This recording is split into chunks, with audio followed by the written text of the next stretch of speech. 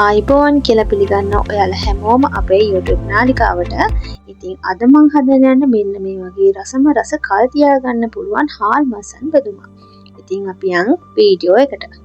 මම මෙතන මුලින්ම අරන් තියනවා බීලුණු රටකජු සහ කරපිංචා ඒ වගේම හාල් මසන්. හාල් මසන් 250ක් විතර තමයි මං ගත්තේ. ඒ වගේම බීලුණු ග්‍රෑම් 200ක් වගේ ගත්තා. රටකජු ග්‍රෑම් 50ක් විතර තමයි මං ගත්තේ.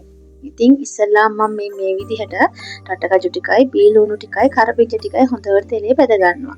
ඔයාලා ඊට පස්සේ හාල් මැස්සන් ටික බැද ගන්න. මොකද හාල් මැස්ස කලින් බැද්දොත් තෙල් එක ටිකක් සවුත් වෙනවනේ. ඒ නිසා මෙන්න මේ විදිහට හොඳට බැදගත්තට පස්සේ අපි හොඳට ඉඩ තියෙන බෝල් එකකට මේ ටික ඔක්කොම දාලා හොඳින් කලවම් කරගන්න.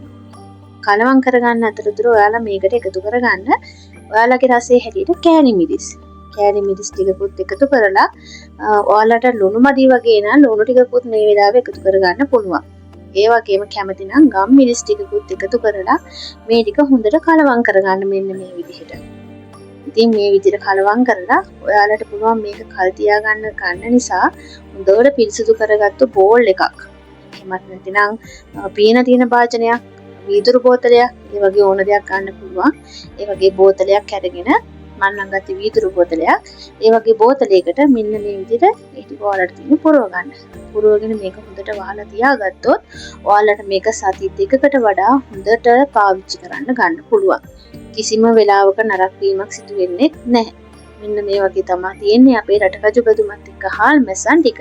ඉතින් මේ වගේ රසවත් වීඩියෝ බලන්න අපේව subscribe කරලා තියාගන්න අමතක කරන්න එපා. ස්තුතියි.